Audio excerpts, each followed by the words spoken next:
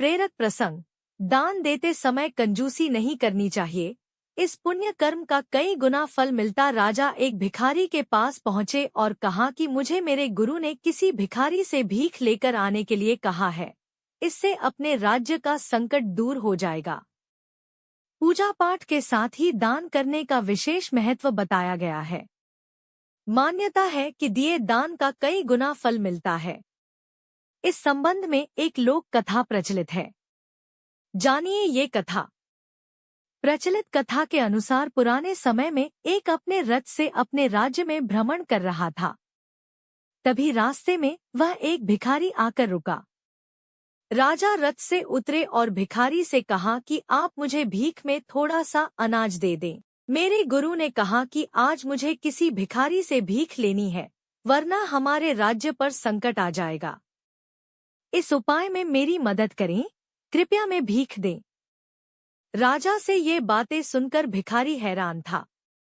राजा को वह मना भी नहीं कर सकता था।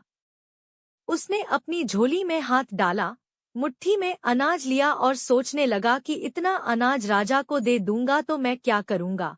ये अनाज तो मेरा है, मुझे राजा को ज्यादा अनाज नहीं देना चाहिए। उसने मुट्ठी में से कुछ अनाज झोली में ही छोड़ दिया और थोड़ा सा राजा को दे दिया। राजा ने अनाज लिया और अपने मंत्री को दे दिया। राजा के मंत्री ने अनाज के बराबर वजन की एक पोटली भिखारी को दे दी और कहा कि इसे घर जाकर देखना। भिखारी ने घर पहुंचकर पूरी बात पत्नी को बताई। पत्नी ने झोली में से पोटली निकली और खोली तो उसमें सोने के सिक्के थे। ये देखकर दोनों समझ गए कि राजा ने भीख में दिए अनाज के बराबर सिक्के दिए हैं। भिखारी को और उसकी पत्नी को पछतावा होने लगा कि उसने दान देने में कंजूसी करके बहुत बड़ा नुकसान कर लिया है। ज्यादा अनाज देता तो राजा ज्यादा सोना देता। इससे उनके पूरे जीवन में गरीबी दूर हो सकती थी। प्रसंग की सीख।